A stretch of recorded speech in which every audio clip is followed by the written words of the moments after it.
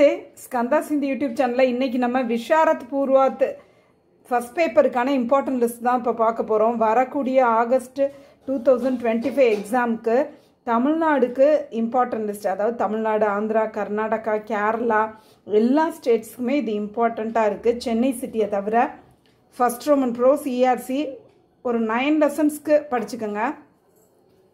Second Roman pros S A मेघमान से भगवान बचाएं, नंबरों वाली तिजोरी, गफन, இந்த 3 எஸ்ஏஸே நல்லா தரவு பண்ணிக்கோங்க. Third roman essay from Nirmala book, Nirmala புக்லேருந்து வரக்கூடிய essay Mansaram Sudha.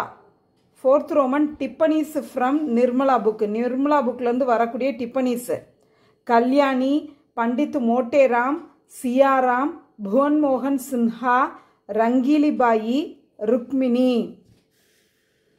Fifth roman essay from Naveen Kahani Kalash, नवीन कहानी कलशलेंदु वरकूडिय एस्सेस नादान दोस्त, उसने कहा था, सिक्का बदल गया. Sixth Roman टिप्पणीज from Naveen Kahani Kalash, नवीन कहानी कलशलेंदु वरकूडिय टिप्पणीस இது 1 to 13 வரைக்கும் வரிசையாக எல்லாத்தையுமே படிங்க. இதில் வந்து 1,9 தவிர அப்போ நம்ம இந்த இம்பார்ட்டண்ட்டில் 2 to 13 மார்க் பண்ணிக்கலாம். 1,9 தவிர மற்ற எல்லாத்தையுமே 13 வரைக்கும் தரோ பண்ணணும். மோஸ்ட்லி நீங்கள் இப்போ வந்து நாதான் தோஸ்து படிச்சிடுறீங்க அப்படின்னா அந்த ஸ்டோரியை வச்சே அதில் வரக்கூடிய டிப்பனிஸ் எது வந்தாலுமே எழுதிக்கலாம். இப்போ நமக்கு நாதான் தோஸ்தில் கேஷவை பற்றி கேட்குறாங்க அப்படின்னா கேஷவை பற்றி ஒரு 4 லைன்ஸ் எழுதிட்டு அதுக்கப்புறம் அந்த ஸ்டோரி அப்படியே எழுதிட வேண்டியதுதான்.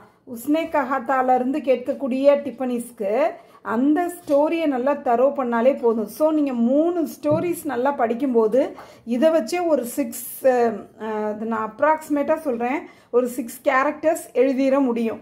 அதை தவிர்த்து மித்தம் இருக்கிற கேரக்டர்ஸை நீங்கள் படித்தாலே போதும். தன்யவாத்.